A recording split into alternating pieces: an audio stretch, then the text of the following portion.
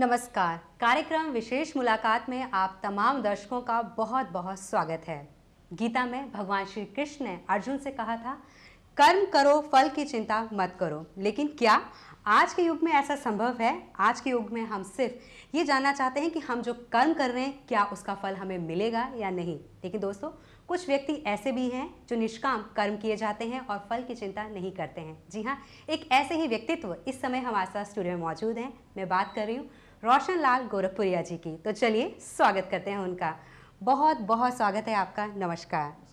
वाकई हमारे तमाम दर्शक बहुत अच्छी तरह से जानते हैं कि आप निष्काम कर्म करते हैं, लोगों को बताते हैं, उनको ज्ञान देते हैं कि किस तरह से वो अपने जीवन को सुखमय बना सकते हैं। अक्सर हम आपके आर्टिकल पढ़ते हैं। हमने एक आपका आर्टिकल पढ़ा था, बिना धर्म हर कर्म क्राइम है। इसका क्या अर्थ है? हम सुनते आए हैं कर्म ही धर्म है, कर्म ही पूजा है। जी।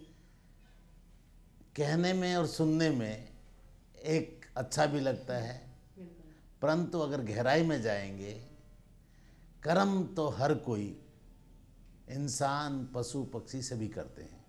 परमात्मा ने भी कहा है कि कर्म तो मैं भी करता हूँ और कर्म से मैं बंधा हुआ हूँ। अगर मैं कर्म ना करूँ तो ये संसार पूरी तरह समाप्त हो जाएगा। परंतु उस कर्म में अगर धर्म नहीं तो वो क्राइम है। ये मैं नहीं कह रहा, ये भगवत गीता में भगवान ने कहा है। अर्जुन जब युद्ध करने से कतरा रहा था या युद्ध करने से मना कर रहा था, उस युद्ध करने की मनाही के बाद भगवान ने गीता का ज्ञान हम सब तक पहुंचाया, अर्जुन माध्यम बनकर। गीता में भगवान ने कहा है, यही ज्ञान मैंने सृष्टि के आदि में सूर्य को दिया था। ये ज्ञान आस्ते आस्ते इस धरा से लुप्त हो गया, और ये ज्ञान के बिना धर्म की बात हम जो करते हैं वो कर्म तो हो सकता है, परंतु धर्म नहीं हो सकता। जी, आपने अपने इस आर्टिकल में, जो कि आपका आर्टिकल था बिना धर्म हर कर्म क्राइम है, इसमें आपने कुछ उदाहरण दिए, रुचिका केस के दिए और बहुत सी मीडिया की बातों को आपने इसमें रूबरू करवाया हम सब लोगों से। हमारे तमाम दर्शक ये ज़रूर जानना चाहेंगे कि क्या आज अगर हम बात करें धर्म की, तो क्या वाकई धर्म का स्तर जो है बहुत नीचे गिर चुका है? देखिए, ताज़ा तरीन उदाहरणों से तो मैं क्या कहूँगा, मैं क्या, मैं एक बालक भी इसके बारे में कह सकता है। 19 साल चला एक केस, फैसला हुआ 6 महीने की सज़ा और 10 मिनट में उसकी जमानत हो जाती है। आप इसको क्या कहेंगे?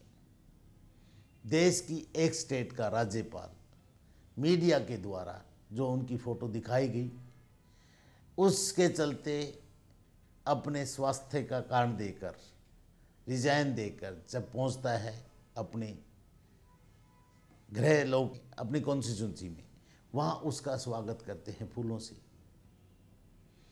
क्या मीडिया गलत है? तस्वीरें गलत हैं? कानून गलत है? कोई ना कोई एक तो गलत है। कर्म मेरे ख्याल में दोनों ही कर रहे हैं, मीडिया भी कर रहे हैं, न्यायपालिका भी कर रही है, राजतंत्र भी कर रहा है। कर्म कहाँ नहीं है, पर क्या ये धर्म है? बिना धर्म का हर कर्म क्राइम है, ये भाव मैंने कहा। इसी तरह एक ही और उदाहरण इसमें मैंने आर्टिकल में लिखा था। 13 साल से एक पुलिस फरार है, पुलिस वाला जिसकी पूरे रिकॉर्ड है और वो आज तक उसकी अरेस्टिंग नहीं है। क्या कानून का मजाक नहीं है? न्यायपालिका मजाक नहीं है? तो हम क्या कहेंगे?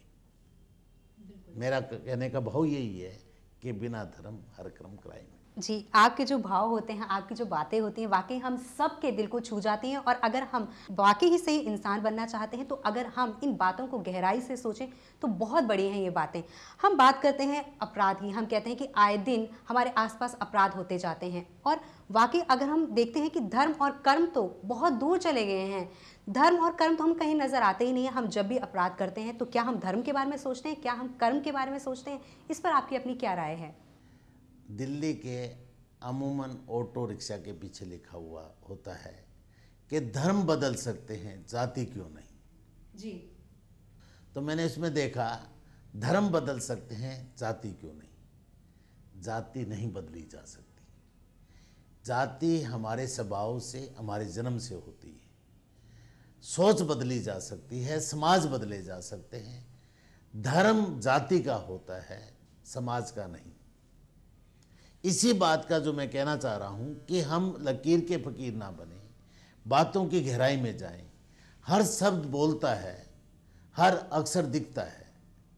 जब शब्द बोलता है तो उसके भाव पर जाएं, अक्षर दिखता है तो उसके ज्ञान की बात करें।